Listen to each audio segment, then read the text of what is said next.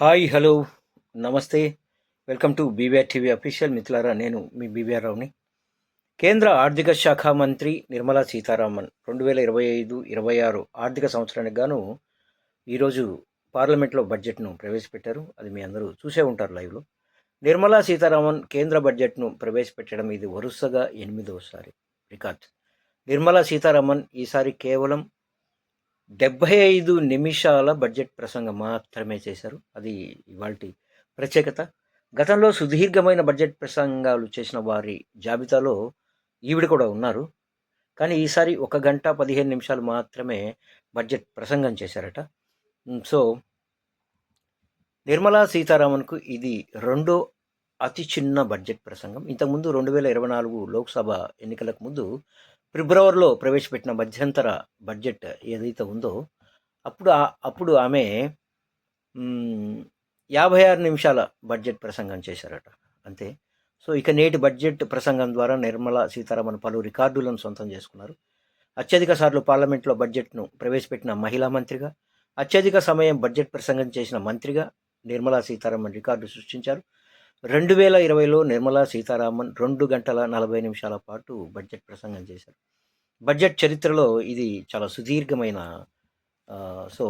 ప్రసంగమట. So రికార్డులు వ్యవహారం అంతా బాగానే ఉంది. సో దాన్ని మనం కాదంటం లేదు. గ్రేట్. నిర్మలా సీతారామన్ 2019లో 137 నిమిషాలు, 2020లో 160 నిమిషాలు, 2021లో 110 నిమిషాలు, 2022లో 93 నిమిషాలు, 2023లో 87 నిమిషాలు, 2024 మధ్యంతర బడ్జెట్ సందర్భంగా 56 నిమిషాలు, 2024 పూర్తి స్థాయి బడ్జెట్ సందర్భంగా 85 నిమిషాలు, ప్రస్తుతం 2025 బడ్జెట్ సందర్భంగా 75 నిమిషాల పాటు ప్రసంగం చేశారు. మొత్తం మీద ఇవన్నీ చాలా రికార్డులుగా ఉన్నాయి. కానీ బడ్జెట్ అందరికీ అనుకూలంగా ఉంటే చాలా బాగుంటుంది కదా. సో అయితే ఇందులో విశేషాలు ఏంటంటే మనం తెలుసుకోవాల్సినవి, ఈసారి మన బడ్జెట్లో పొరుగు దేశాలకు కూడా కేటాయింపులు చేశారట. ఎన్డీఏ 3.0 ప్రభుత్వం నేడు వార్షిక బడ్జెట్ ప్రకటన చేసింది. కేంద్ర ఆర్థిక శాఖ మంత్రి నిర్మలా సీతారామన్ ప్రవేశపెట్టిన ఈ బడ్జెట్లో మన పొరుగున ఉన్న పలు చిన్న దేశాలకు కూడా కేటాయింపులు చేశారట. అవేంటంటే అత్యధికంగా భూటాన్కు 2150 కోట్లు కేటాయించారు, మాల్దీవులకు 600 కోట్లు, బంగ్లాదేశ్కు 120 కోట్లు కేటాయించారు. అత్యల్పంగా అంటే చాలా తక్కువగా మంగోలియాకు 5 కోట్లు మాత్రమే కేటాయించారట. కాగా మాల్దీవులకు గత ఏడాది బడ్జెట్లో 470 కోట్లు కేటాయించగా ఈసారి కేటాయింపులను పెంచారట. చూద్దాం మరి ఈ బడ్జెట్ అందరూ బాగుంది అంటున్నారు, కొంతమంది తెలుసు ఇంకా మనకి. సో ఏదైనా మధ్యతరగతి సామాన్య ప్రజలకు ఉపయోగపడితే అంతే చాలు. రైతులకు పెద్దపీట వేసినట్టుగా తెలుస్తుంది. అలాగే పారిశ్రామిక రంగానికి కూడా పెద్దపీట వేసినట్టుగా కనిపిస్తుంది. మంచిదే. అయితే ఒకసారి ఏ రంగానికి ఎంత ఉంది ఒకసారి చూద్దాం.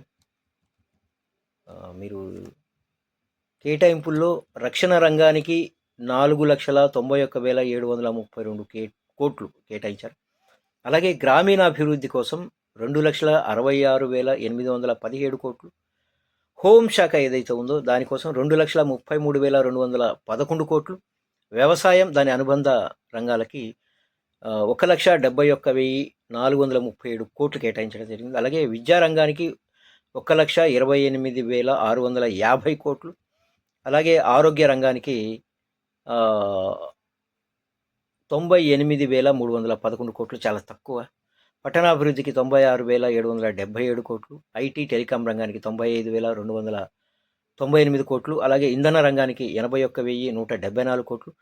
పారిశ్రామిక వాణిజ్య రంగాలకు 65,553 కోట్లు. సామాజిక సంక్షేమ రంగానికి 60,052 కోట్లు. శాస్త్ర సాంకేతిక రంగం దీనికోసం 55,679 కోట్లు కేటాయించింది. సో మొత్తం మీద విద్యారంగము, వైద్య రంగానికి ఇంకా చాలా కేటాయించాల్సిన అవసరం ఉంది. చూద్దాం మరి ఎలా దీన్ని సర్దుబాటు చేస్తారు అన్నది.